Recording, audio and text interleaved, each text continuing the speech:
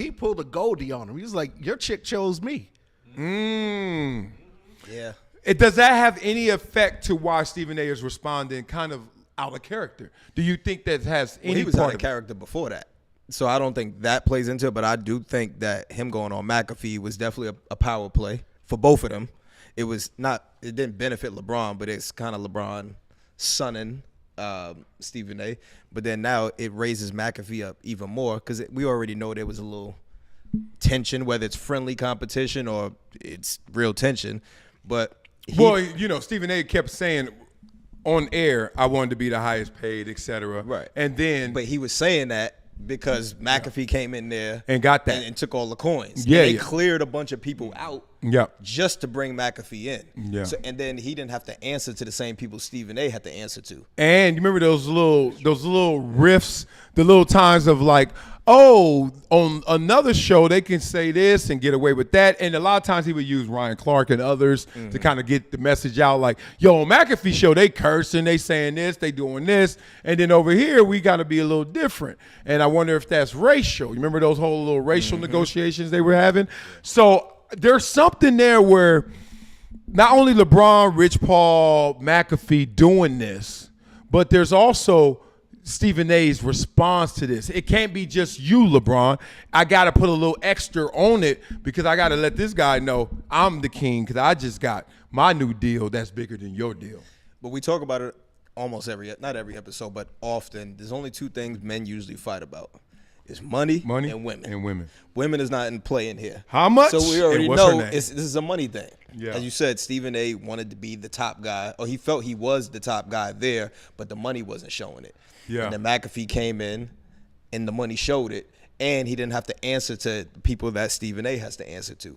So automatically, he has the upper hand, and everybody, in the comments and the social media, everybody was already talking about it. So I feel like he started acting out and doing things to kind of make himself feel like the man, which is why he started his own platform. Because he was following what McAfee did. Yeah. So it was always all about the money. Yeah. And then now LeBron did the power play and just boosted McAfee up even more. And now Stephen A is in his feelings even more.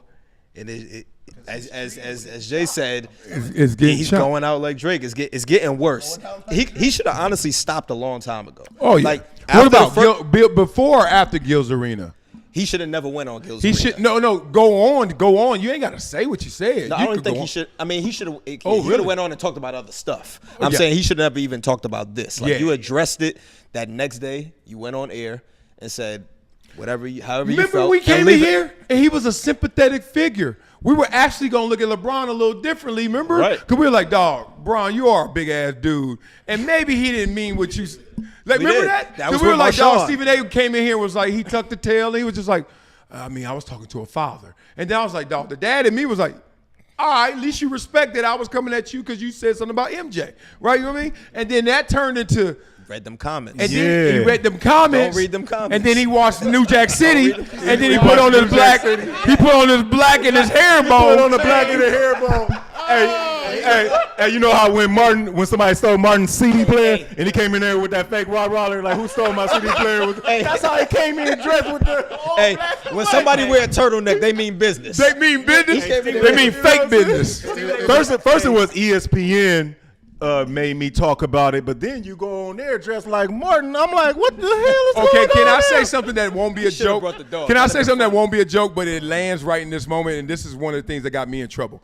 I remember when Colin Kaepernick finally started protesting, I was with I was like, let me understand it, and I was with it. And then as soon as I saw the costume, the black leather jacket, the big round perfect afro, and all that, and I was like, dog, are you a fucking villain? Are you in a superhero? Are you in a movie? Are you really I was off, and people were mad at me. I was like, dog, this shit see through. You look like Meteor Man. Yeah, like why you gotta wear that to do that? And then when Stephen A wore that, I swear I was like 5, 4. He's about to lose it. He gonna crash out, and he crashed out. So, well, let me ask you: can you still watch Stephen A. and have the same respect for him that you did 2 weeks ago? No. Exactly. Not me. So, think he so, has the so, respect, though. It's about the money. Yeah, of course he does. But Gene. did you have the In respect to fact, begin with? Yes. My belief is Did that you? he wants the money for the respect. Okay. You know Go what I hand mean? in hand. I always thought Stephen A. was going to be the most extreme balanced opinion that's out there. That means he'll go all the way on you, but he has a code. And then he'll also go all the way over there, but he's going to show respect. But now he just showed me on one side at least, fuck my code. I'm going to go there because you beating me at something. And Whitlock always goes in on Stephen A. But I was like, Whitlock may have his own issues, even though I would listen to it. I was like, interesting. But I didn't read Stephen A.'s book, and a lot of it's based on that. But then it turned into like the Max whole situation. And I knew way more than I told the world, and I knew way more than Stephen A. told the world. But I was like, Max ain't going to say nothing. I ain't going to speak for Max. I'm just going to tell you what I see. But there's way more to that story, too. Wait, whoa. So I was like, let it be. But then this one, we all see this one. And it's funny because you say it's about the money. That's the currency of the world.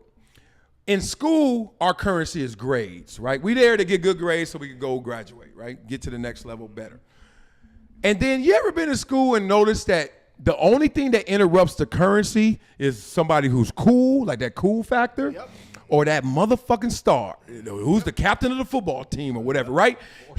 Or something, whatever that is, right? He ain't got to play that game. So Stephen A. thinks that by climbing and getting to the top of the building in currency and money means you at the top, but he forgets, just like in school, somebody could walk by a name like LeBron James and take your girl. Take everything you got that you thought you bought. That money ain't enough. And dog, when I used to go in the club with the NBA dudes, I'm gonna leave their names out of there, 'cause a lot of them married now.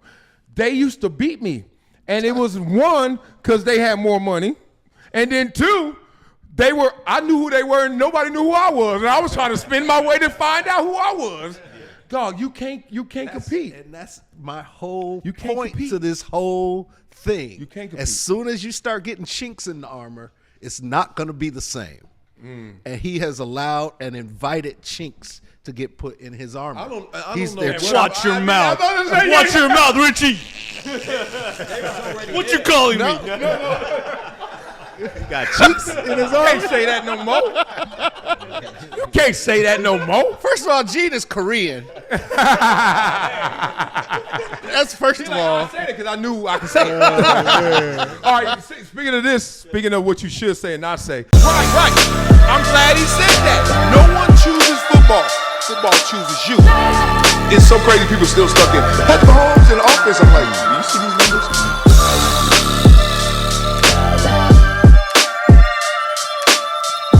This is Marcellus Wiley on the rocks.